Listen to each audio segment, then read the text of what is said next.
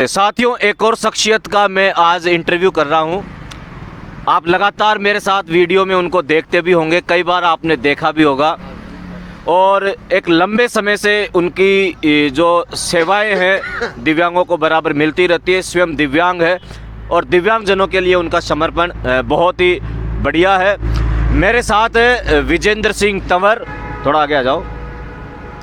ये ऐसी शख्सियत, इसी धरने में ये एक बार जुलस भी गए थे खाना बनाते समय, फिर भी इनका त्याग, समर्पण, निष्ठा लगातार धरने के प्रति और सत्येंद्र सिंह राठौड़ के प्रति बनी हुई है।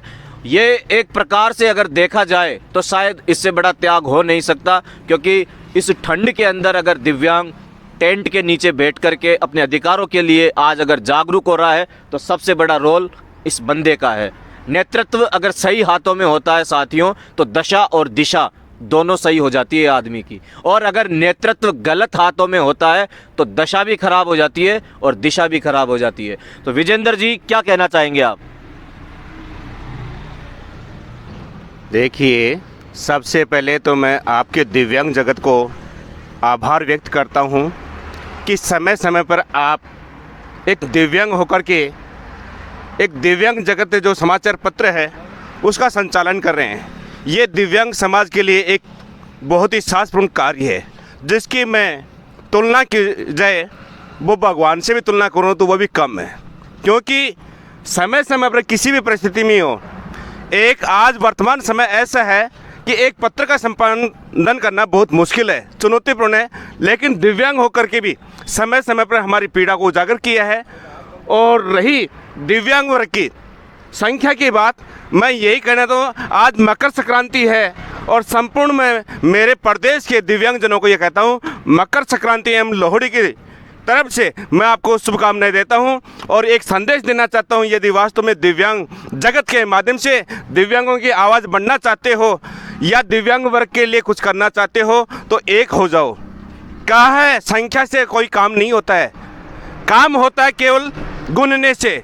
यदि कुछ अपने में क्षमता है, दिव्यांग नाम दिया है, दिव्य अंग है, देवता से अपनी तुलना की है, तो अपने को संख्या की जरूरत नहीं है। कहा है महाभारत में कौरव और पांडव थे, जीत हमेशा सत्य की होती है, पांडवों की जीत हुई थी। आज अपनी संख्या नहीं है, लेकिन धरातल में आप राजस्थान में कहीं भी देख लीजिए, जीत हमारी सत्येंद्र सिंह राठौड़ के नेतृत्व में होगी और विकलांग जनक्रांति सेना की होगी। इसका उदाहरण मैं प्रत्यक्ष देना चाहता हूँ।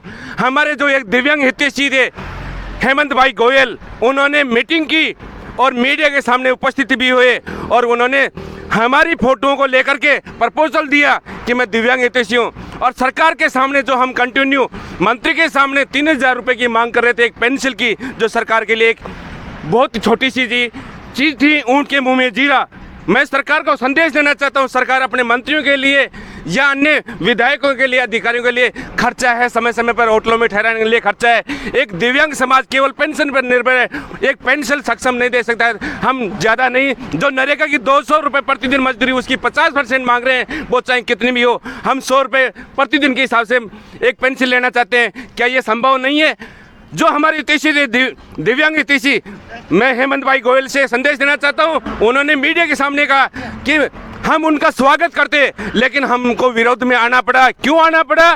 कि हमने प्रपोजल 3000 का दिया और वो जाकर के हमारे वाई लूटने के लिए हम यह 87 दिन से कठोर मेहनत कर रहे हैं, यह सर्दी झेल रहे हैं, बरसात झेल रहे हैं, संघर्ष कर रहे हैं, कोई सुविधा नहीं, लेकिन फिर भी हम सुविधा को सच्चे मन से मान रहे हैं। उनको भी संदेश दिया कि ये पेंशन 1500 नहीं की 3000 और उनको मानना पड़ा।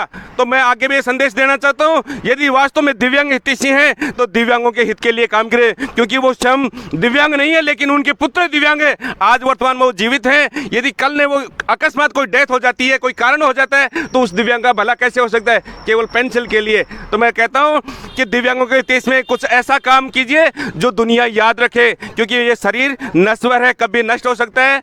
और मकर संक्रांति के उपलक्ष्य में आज मैं फिर से सबको, मेरे प्रदेशवासियों को शुभकामनाएं देता हूं, हार्दिक अभिनंदन करता हूं विकलांग जनक्रांति सेना की तरफ से, और दिव्यांग जगत का भी मैं आभार व्यक्त करता हूं कि हमारे को बोलने का अवसर मिला।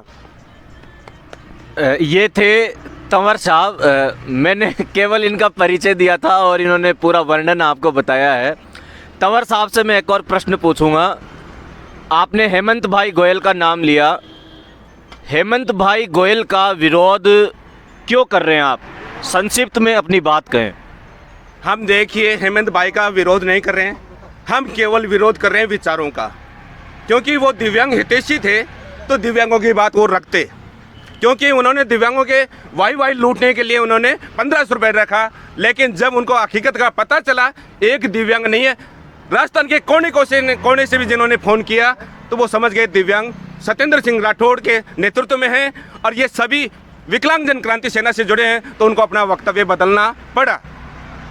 साथियों, इसमें कोई शक नहीं है कि ये जो शख्सियत आप मेरे साथ देख रहे हैं, ये अपने आप में राजस्थान का एक ब्रांड है। ब्रांड में इसलिए कह रहा हूँ, आप किसी भी विभाग में, ऑफिस में, सरकारी कर्मचारी के पास चल जाओ, तो जब आप अपनी पीड़ा को लेकर के जाते हो तो सामने वाला कई बार ऐसे कह देता है कि राठौड़ के आदमी हो क्या। ये राठौड़ जो टाइटल मिला है, आप समझ सकते हैं मैं क्या कहना चाह रहा हूँ। ये इस बंदे का संघर्ष है, मेहनत है, धरातल पर दिख रहा है। 90 दिन आप और मैं नहीं बैठ सकते, ये वही बैठ सकते हैं जिनमें बैठने का जिगर होता है, कुछ कर गुजरने की बात होती है। लोग कहते हैं आंदोलन, धरने, प्रदर्शन से क्या होता है। मैं भी तुम्हारी बात से कुछ समय के लिए सहमत हो सकता हूं, लेकिन लोकतंत्र में ऐसा कहा गया है कि जब तक आप धरने, प्रदर्शन और सरकार को एहसास नहीं कराओगे, आपने कहावत भी सुनी होगी कि बिना रोए तो वर्तमान में माँ भी दूध नहीं पिलाती है।